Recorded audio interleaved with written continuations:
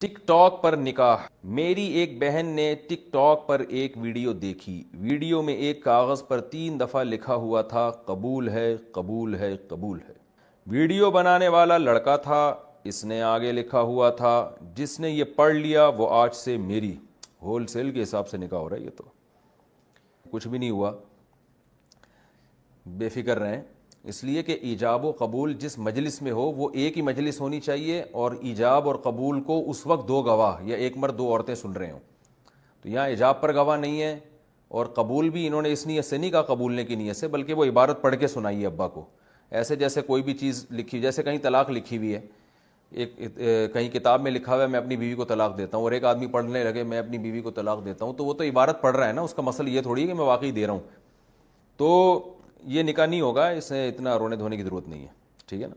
کہنے لگے مفتی صاحب بیماری اللہ کی بڑی نعمت ہے، حدیث میں آتا جو کبھی بیماری نہ ہو وہ منافق ہے، اس طرح کی بھی روایت ملتی ہے ہمیں، یعنی اللہ اس پہ رحم ہی نہیں کرنا چاہ رہا، اس کے گناہ ہی نہیں معاف کرنا چاہ رہا۔ بیماری میں جو حدیث میں تو آتا ہے کانٹا بھی لگ جائے تو اس میں بھی گناہ معاف ہوتا ہے، تو بالکل یہ چیز، یہ تو بالکل ہی بیمار نہ ہو۔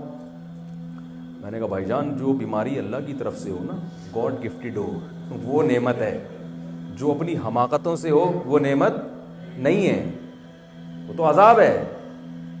سگریٹ پینے کو عرب علماء حرام کہتے ہیں، بر صغیر کے علماء مکروہ کہتے ہیں، تو اگر بیماری اللہ کی نعمت ہوتی ہے تو سگریٹ پینا بہت بڑی عبادت ہوتی ہے نا، کہ بھائی پھیپھڑے خراب ہو جائیں گے کہ جب کھانسیں گے تو ہر کھانسی پہ 20 نیکیاں ملیں گی آپ کو، کیا خیال ہے؟ ایسا ہوتا نا کہ سگریٹ پینے کو عرب علماء تو بالکل ہی حرام کہتے ہیں، ہمارے یہاں بھی حلال طیب تو بہرحال نہیں کہا جاتا، مکروہ ہے، ناپسندیدہ ہے، بری چیز ہے، کیونکہ صحت کو خراب کرتی ہے۔ رسول اللہ صلی اللہ علیہ وسلم نے کم کھانے کی ترغیب دی ہے۔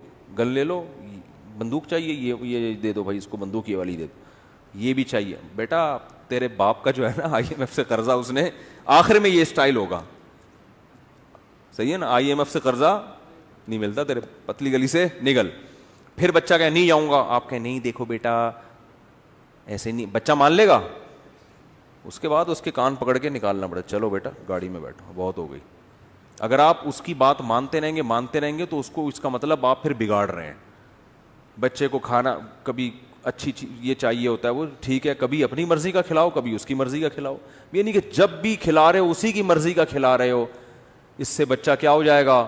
بگڑ جائے گا۔ جس بچے کی ساری خواہشات بچپن میں پوری ہوں وہ بچہ بنتا نہیں ہے، بگڑتا ہے وہ۔